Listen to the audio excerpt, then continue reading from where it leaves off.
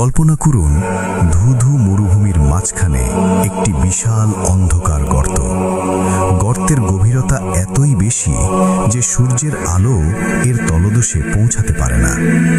গর্তের ভেতর থেকে ভেসে আসে পচা লাশের তীব্র দুর্গন্ধ। স্থানীয়দের বিশ্বাস, এই গর্তের কাছে গেলে আর কেউ ফিরে আসে না। কোনো পাখি এর উপর দিয়ে উড়ে গেলে তাকেও নাকি কোনো অজানা কোনো শক্তি টেনে ভেতরে নিয়ে যায়। শত শত বছর ধরে ইয়েমেনের মানুষ বিশ্বাস করে আসছে এটি কোনো সাধারণ গর্ত নয়, এটি হলো জিনদের কারাগার। এটি হলো পৃথিবীতে অবস্থিত জাহান্নামের প্রবেশদ্বার।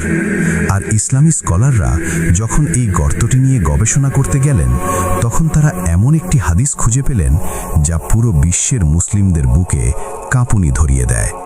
স্বয়ং রাসূল সাল্লাল্লাহু আলাইহি ওয়াসাল্লাম এই কূপটি নিয়ে ভয়ঙ্কর এক ভবিষ্যৎবাণী করেছিলেন।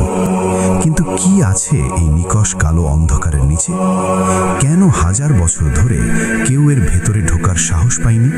আর 2021 সালে ওমানের একদল সাহসী বিজ্ঞানী যখন জীবনের ঝুঁকি নিয়ে এই গর্তের একদম তলদেশে পৌঁছালেন, তখন তারা সেখানে যা দেখলেন তা বিজ্ঞানীদেরও স্তব্ধ করে দেয়।